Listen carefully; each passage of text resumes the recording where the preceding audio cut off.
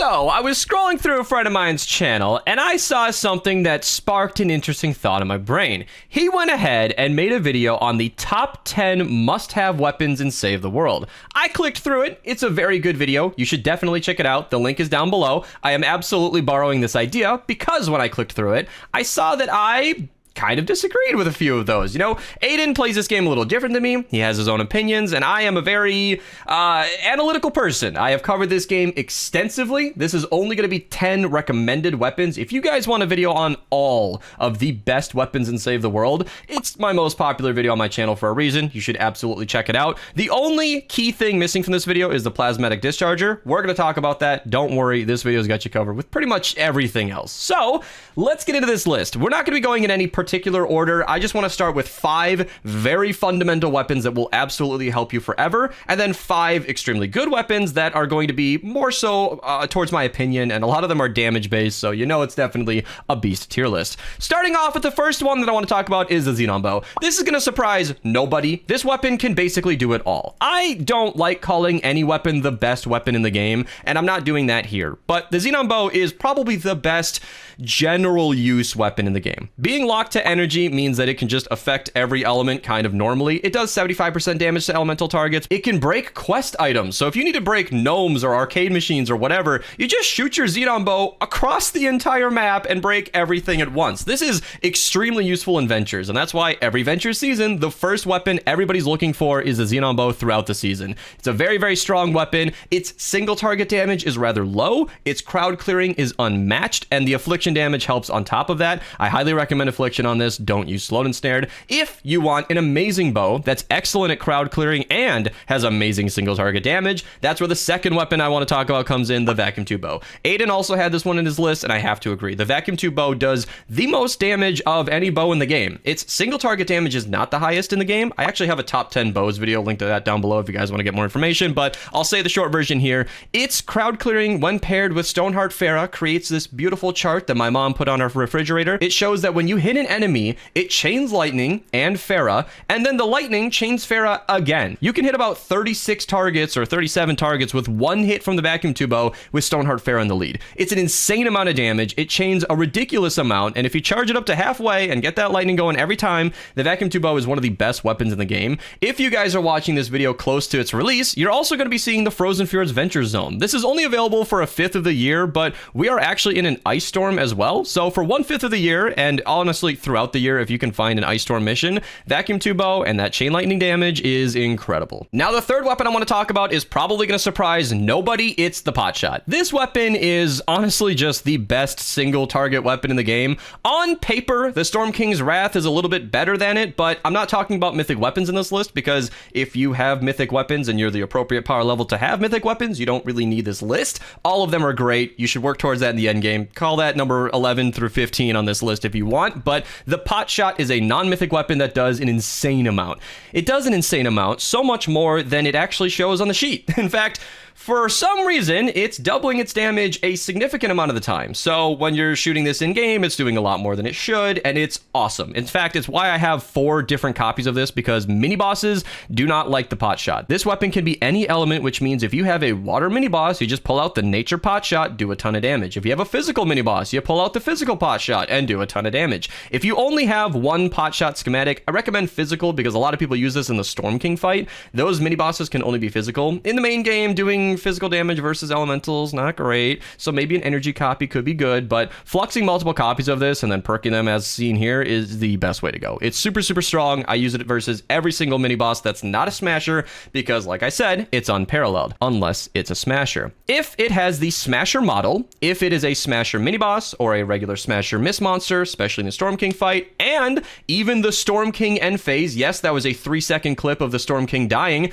the Plasmatic Discharger is the strongest weapon in the game. This weapon, for 30 energy cells, shoots a ball of lightning that does a ridiculous amount. It is viable all the way in Frost Knight versus the power level 502 targets. We are eliminating mini bosses that are power level 502 with this weapon. We did a Discharger only run with no traps at all just because we could, and this weapon's incredible. It doesn't really need much more information than that. I'm going to give you guys a little bit of a tip, by the way. These perks are standard. They are what you should use. However, it actually does more damage to use damage to slowed and snared versus normal enemies and miss monsters. The reason mine is perked miss monsters and bosses is because mini bosses cannot be slowed by this 6 perk, so that extra damage to slowed and snared does nothing versus mini bosses, but it's like 18% more damage versus normal enemies which don't need the extra damage, and miss monsters who are going down pretty quick either way. So I recommend these general perks, but there's a little bit of trivia. If you're somebody who wants to supercharge 2 different schematics, then I guess you can optimize the way you play. It's not really necessary to do that, but it's nice to know. Now, the very last truly fundamental weapon that everybody should have is not a damaging weapon at all. In fact, you've probably seen it in every single one of my videos for years now. It's the Baron. Why are we always holding this weapon? Why is this weapon in every single video ever? You're probably looking right at it. 3 movement speed perks. That's it. It doesn't matter. Mine's purple just because it can be. Somebody dropped me a power level 69 copy for years ago. Thank you, Acorn, and I've just been using that. But this weapon lasts forever because you're not using durability. Everybody should distribute it. If you have a friend who just started playing the game, drop them a Baron. Tell them not to use it for damage. That'll ruin their early game experience to be using strong weapons. But running 42% faster instantly, you can switch weapons so quickly, is so nice. It's my understanding that the hoverboard is a 50% movement speed bonus, but it takes a couple seconds to pull it out. I know they decrease the amount of time it takes, but it's still slower than the Baron. So you're only running 8% slower, and it's instant. You can just switch off this weapon whenever you want, and it's really, really nice. It's basically like a vehicle in your hotbar slot. Now we're getting a little closer to the opinions section. This is less truly fundamental and more just some of the best weapons in the game. This is not an exhaustive list. I already plugged that video in the beginning of the video. It's still linked down below, but 5 weapons that are amazing that I think everybody should use starts with the Ground Pounder. This weapon is ludicrously strong. The gameplay on screen is probably showing you more than words can say. It hits extremely hard. It can be any element. It's got the perks you want. It's a dream shotgun. Semi-auto, high fire rate, great damage. It's incredible. Now, the Ground Pounder is a military weapon, so you do have to flux it or get it from military llamas, which just come around for X-ray tickets very rarely. If you want a base game version that shoots slower and hits harder, the Husk Buster. I have named this weapon like the best shotgun in the game, and I stand by that.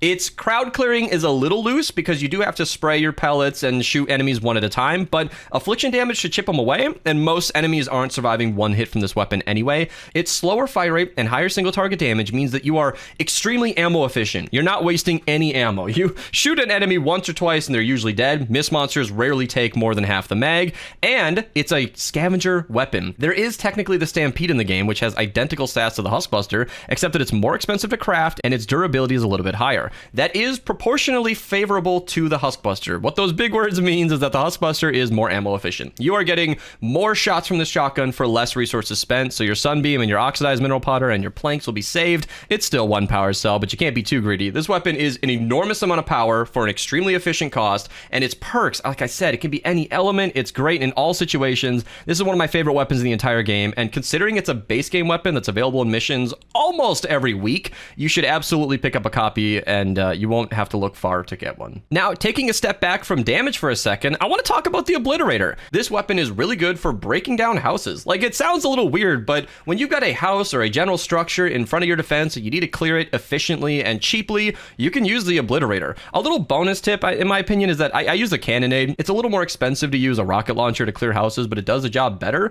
However, I'm targeting this video towards newer players. If you're somebody who doesn't want to blow all your rocket ammo on walls, the Obliterator will do that. It can shoot through structures and it can shoot through your builds, which means you can hand this to a defender, put them in a box, and they can safely defend your defense. If they can't see where they're shooting, they can only hear about 4 tiles away, and that's their useful range. But if you open up the defenders, maybe put some anti-air traps around them or a roof or both to keep them safe, they can shoot 12 tiles out. And that's why I have 1 of each element, because defenders are super good. I have a whole video on that. I'm going to link it down below if you guys want to learn more. Suffice it to say, the Obliterator and the Neon Sniper are really good to hand to those defenders because they will just shoot a long distance, shoot through walls so they're not obstructed by your traps. So in my opinion, the Obliterator is a weapon you definitely want to have. Now, the last couple of weapons I want to mention are fun ones. This is not a weapon I recommend new players use because it takes a lot of skill, a lot of practice, and it depends on you having low health. It's a dangerous loadout, but it is the strongest loadout I have ever seen. The Blackout AR and the Dirge Song, they're kind of similar playstyle, very interchangeable, have a 6 perk where when you reload, your current health is reduced and the next enemy hit causes causes an explosion that does millions of damage. The gameplay on screen is showing what I'm talking about. You can activate this with Chaos Agent by reloading with Phase Shift, and the output is millions of damage per second. I am not kidding. I have 7,000 hours in this game, and I've researched every good weapon there is to talk about. This is the strongest loadout I have ever seen. If that ever gets topped, I'll make a new video, but this build is what I use when I just want to have fun and destroy everything on screen. I mentioned this video is being recorded during a water storm. Seeing as this weapon is locked to fire and physical, it's kind of benched for the season, but if you're in a fire zone, a nature zone, or a physical zone for some reason, this is the best way to go. It's extremely strong, and it takes a lot of finesse. That's why I'm mentioning it so late in the video. This is not noob friendly because the loadout that is optimal for it requires a lot of event heroes, but that video is linked down below if you guys want to learn more. It is something to strive for. If you're a newer player who can't run this right away, think about it in the future because it will pay off heavily. Now, the last weapon I want to mention is kind of throwing melees a bone. I have not talked about melees much in this video other than the Baron, which is not doing any damage at all, and I'm not including mythic weapons for the aforementioned reason that they're not really accessible to new players, but I wanted to talk about the Spectral Blade. This is a super popular weapon for the obvious reasons. It's probably the best non-mythic melee weapon in the game for general use. The perk combinations are plentiful. Look at this. We got triple crit damage, attack speed. We've got triple attack speed, crit damage. I've got triple attack speed, crit damage again with a different element. Then I've got double heavy attack efficiency just so I can dash around the map. Plus you've got several 6 perks that are all very useful. Snaring a target can be good for slowing them down and giving you more time to kill them. Doing extra damage is good because you'll do extra damage. Crit rating is great because you'll crit more. This weapon is super versatile. It doesn't have all the elemental options, but the perk options are super amazing. You can have triple attack speed, triple crit damage, double armor, double heavy attack. Like, there's a lot going on here, and this weapon will absolutely not let you down. If you're looking for some other melees that are great, Stabsworth III is awesome with Paleo Luna. You've got Vacuum Tube Sword, again, in the water season. It's amazing. Stormblade's generally good. The best melees videos linked down below if you guys want to learn more, but that's my list on 10 essential weapons in Fortnite Save the World. Hopefully this helped you out. If you liked it, you know, subscribe, sub to Aiden, link down below. He inspired this video, and I wanted to have my own take on it, so hopefully you guys don't mind me borrowing an idea from another creator, but I love what he's been doing on his channel recently. He's got some good stuff going on, so good job to him. I'll see you guys in the next video. Thanks for watching, and enjoy the rest of your day.